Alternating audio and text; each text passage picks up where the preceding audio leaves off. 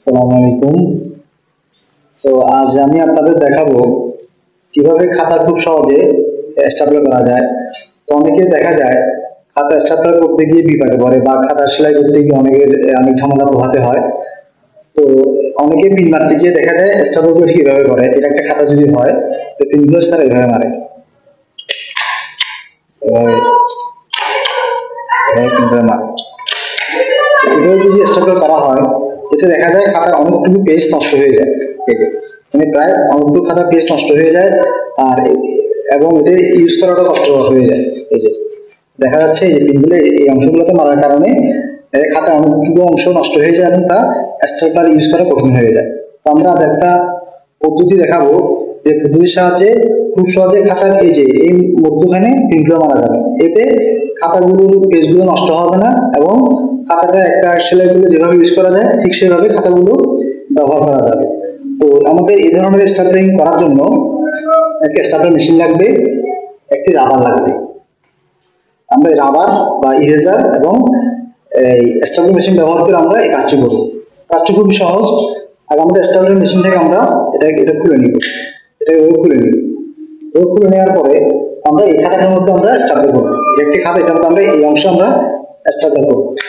তো তার জন্য ওই খাতাটা আমরা একটু সুন্দর করে গুছিয়ে নিব। গুছিয়ে নেওয়ার পরে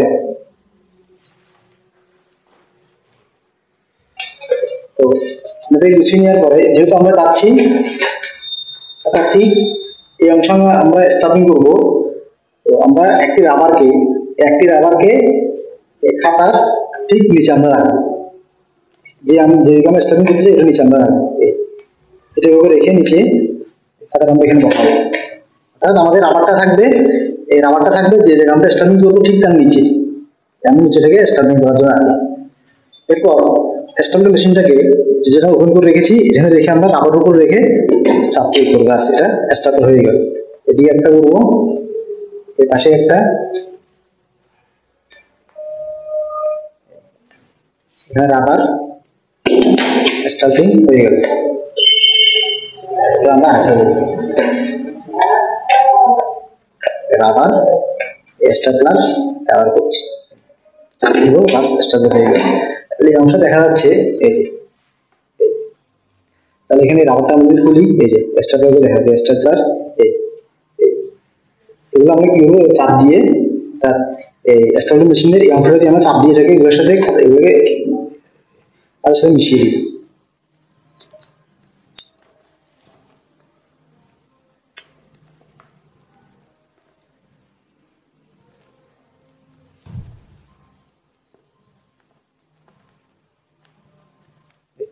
আমাদের হাতের স্ট্যাপলার করা হয়ে গেল।